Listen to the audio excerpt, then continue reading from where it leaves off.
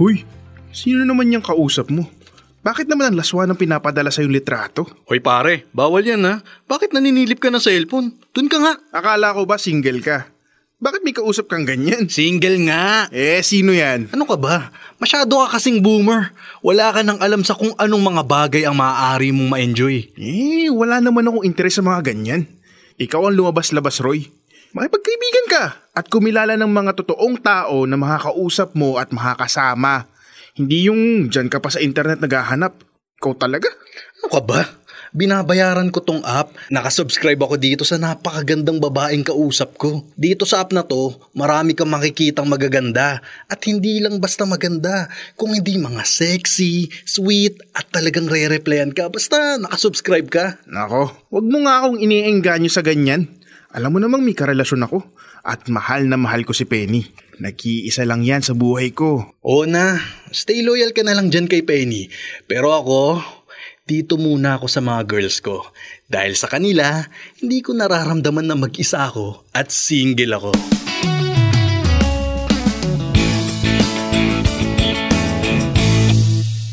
Dear love, conservative ang girlfriend kong si Penny. Masasabi kong swerte ako sa kanya. Dahil siya ang tipo ng babaeng sigurado akong hindi ako basta iiwan. Hindi paglalaruan. Hindi naging maganda ang mga karanasan ko sa larangan ng pag-ibig. 2 beses akong iniwan. Yung isa, pinagpalit ako sa matalik niyang kaibigan. Yung isa naman, umayaw nang may makilalang mas higit sa akin. Nagkakilala kami ni Penny sa Facebook group. Pero pareho kaming miyembro ng grupo na mahilig maglaro ng tennis. At doon nga ay nakikita kong nagbebenta siya ng second hand na raketa.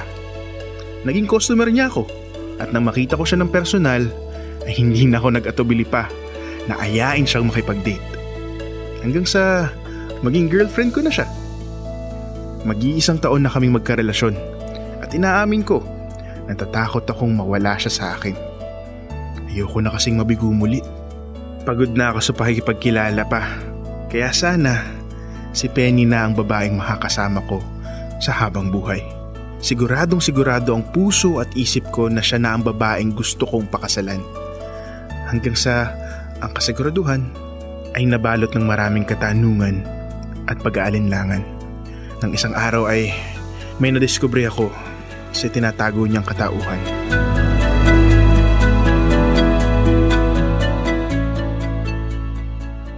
Pare, okay ka lang? Kumalma ka na muna. Nakasama pa yata ang desisyon kong pagpapakita nito sa'yo. Gusto ko lang naman makasiguro kung alam mo nga to. Hindi ako makapaniwala, Roy. Hindi ganito ang pagkakakilala ko kay Penny. Ako rin naman. Kailan pa siya nasa app na to? Teka pre, hindi ako komportable na tignan itong profile niya kasi nire-respeto kita bilang kaibigan. Kaya ikaw na lang tumingin. Ito. Hindi ko alam na may ganito pala siyang account. Hindi mo rin kayang tignan, no? Pare, parang naninikip yung dibdib ko sa nalaman ko pero kinakain din ako ng curiosity ko. Sige, ako nang titingin. Teka, ang dami niyang subscribers. Hindi ko yata kayang makita na pinagpipiestahan siya ng mga lalaki dito. Nag-e-enjoy naman siya. Kasi pre, kung marami na siyang subscribers, malamang matagal na siya sa app na yan. Paano niya nasisikmurang maging parang sex object ng ibang lalaki? Anong parang? Yun na mismo yun. Lahat ng mga babae dyan nagpapakita ng kanilang mga hubad na larawan. Di ko talaga akalain na magagawa ni Penny to. Di ko nga nakilala nung una. Ang galing na makeup niya dyan. Parang hindi siya.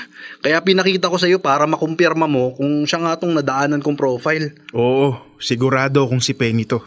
Anong balak mong gawin ngayon? Papaalam mo ba sa kanyang natuklasan mo tungkol sa kanya? Alam mo, ang dami ring mga tanong sa isip ko. Pero pag-iisipan ko munang mabuti bago ako makipag-usap. Kaya mo yan pare. Panigurado may dahilan si Penny kung bakit niya ginagawa to. Kung ano man ang dahilan niya, hindi na rin ako sigurado kung matatanggap ko pa siya bilang karelasyon matapos nito.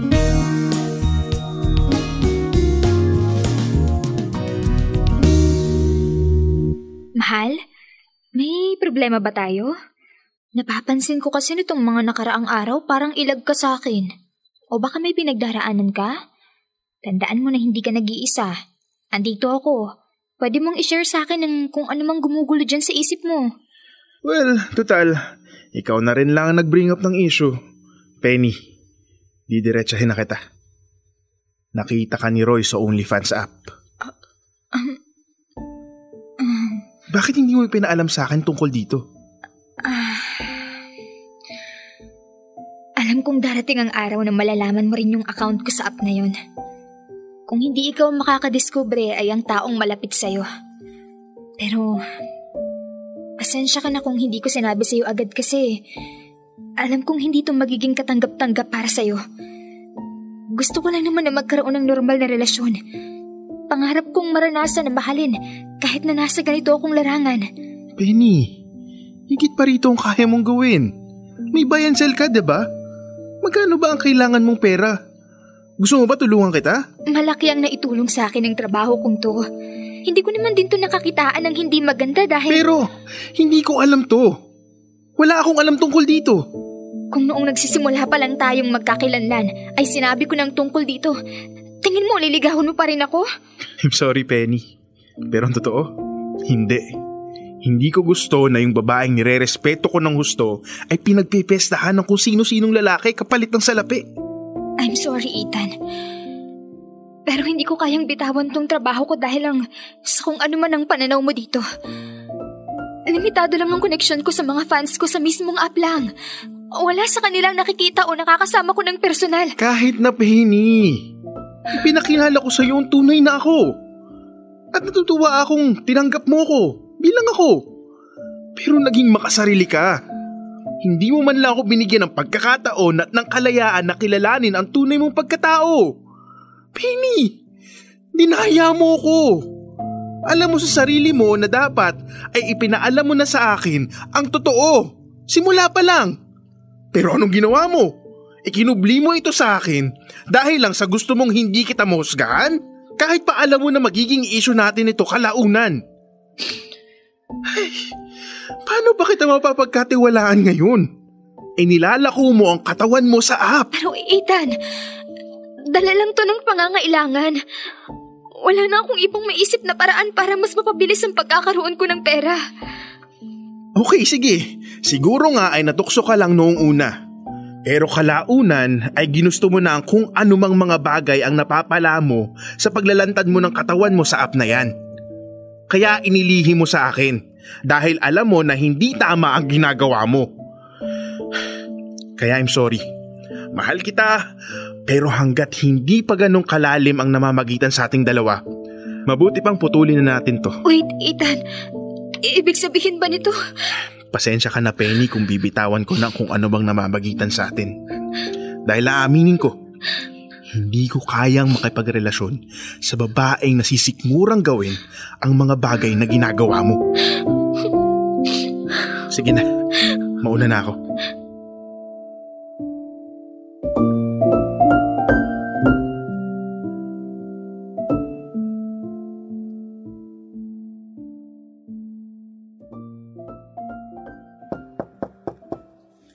Sandali lang. Penny? Kausapin mo naman ako, please. O sige, halika, pasok ka.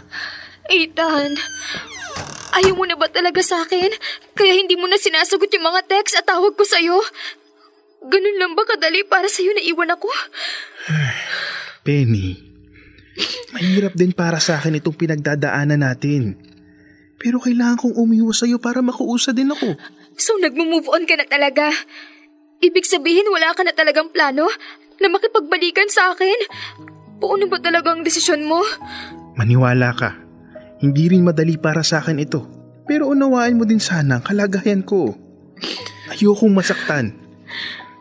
Gusto mo bang mag-deactivate na ako sa app na yon?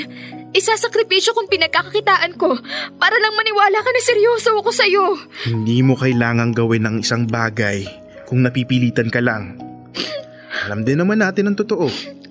At sinabi ko ito sa'yo noong huli tayong magkausap. Hindi ko itutuloy ang paniligaw ko sa'yo kung nalaman ko lang agad ang tungkol sa account mo. Pero mahal kita. Kung totoong mahal mo ko, hahayaan mo ako sa desisyon ko. Hindi ko na ba talaga mababago pang isip mo? Malinaw naman na. Kaya tanggapin mo na lang katotohanan na hindi tayo pwede. Ang sakit mo namang magsalita. Yun yung totoo, Penny. Gusto ko lang magpakatotoo sa'yo. Gusto ko lang na maging malaya na sa'yo. Sige. At least, masasabi ko sa sarili ko na ginawa ko ang lahat para maisalba ang relasyon natin. Salamat at nagpakatotoo ka na para sa'yo. Kabawasan ng pagkatao at pagiging babae ko ang trabaho ko. Ang larangang pinasok ko. Penny, alam natin. At alam mo sa sarili mo na walang sino mang nangarap na masadlak sa kung anumang trabaho na meron ka ngayon. Kung trabaho ngang may tuturing yan.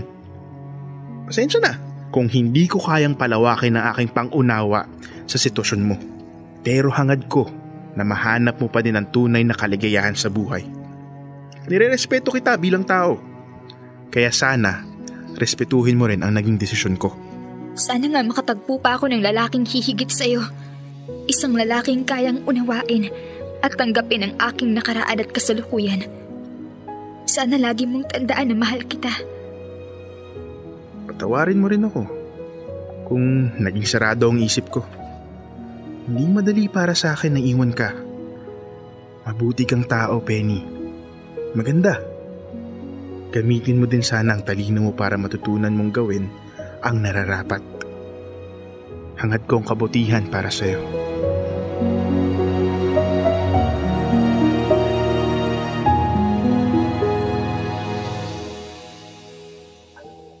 Dear love, hindi rin naging madali sa akin ang ilang mga linggo at buwan na nakaka-receive ako ng mga mensahe mula kay Penny. Gusto niyang makipagbalikan sa akin. Pero mas nangingibabaw pa rin ang pagmamahal at respeto ko sa aking sarili. Hindi siya madaling kalimutan dahil siya ang pinakamabuting babaeng nakilala ko. Mapagmahal, masiyahin, at lagi niyang pinaparamdam sa akin kung gaano niya ako kamahal. Yun nga lang, ay hindi ko talaga masikmura ang pinagkakakitaan. Lumaki akong may konserbatibong pananaw. Itinuro sa akin ng aking mga magulang na kumita sa maayos na paraan.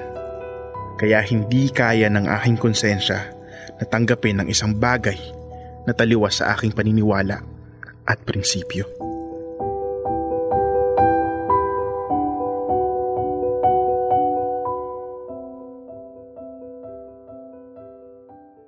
Oh, kumusta?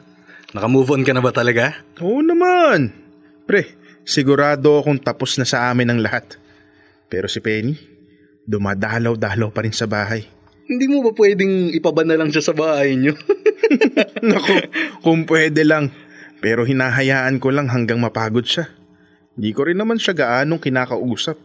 At patuloy ko ring pinapakita na wala na akong amor at pakialam sa kanya. Pare, naalala mo yung mga panahon na ikaw lagi ang naghahabol sa mga ex mo?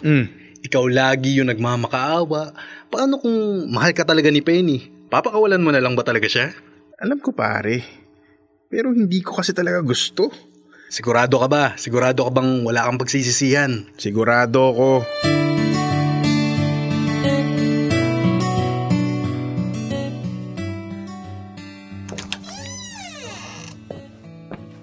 Hi, Ethan. Nakauwi ka na pala. Pinapasok ako ni tita kasi sabi niya nakilaroy ka daw. Inaantay lang kita. Penny, mag-usap nga tayo. Oh, sige. 3 buwan na mula nung maghiwalay tayo, Penny. At hindi pa din nagbabago ang isip ko tungkol sa ating dalawa.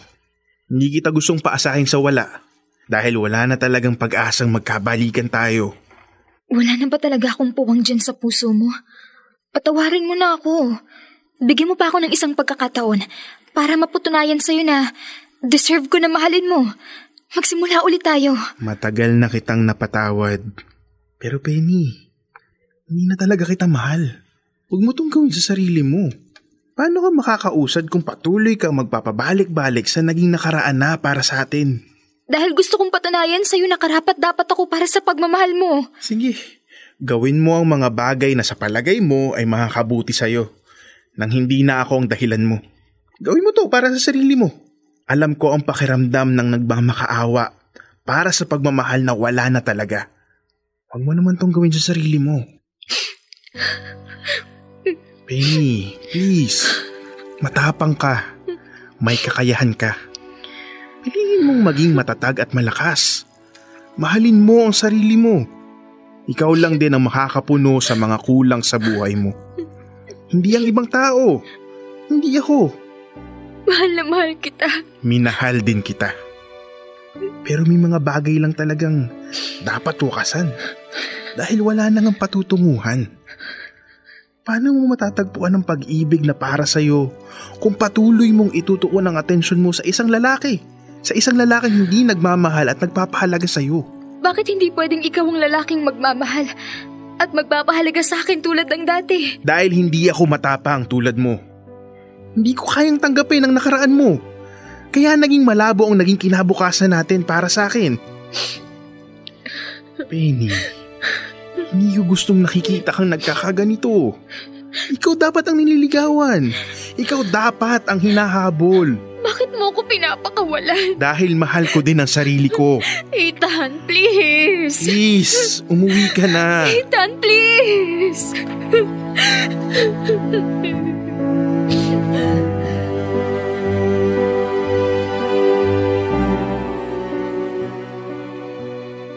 Dear love, hindi ko alam ngunit bumuhos na lang ng bumuhos ang mga luha ko.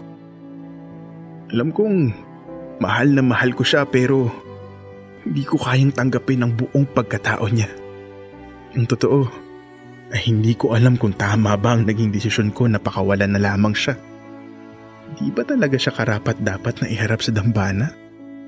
Di ko ba pagsisisihan na pinalaya ko ang babaeng katulad ni Penny na ang tanging kapintasan ay may OnlyFans account siya?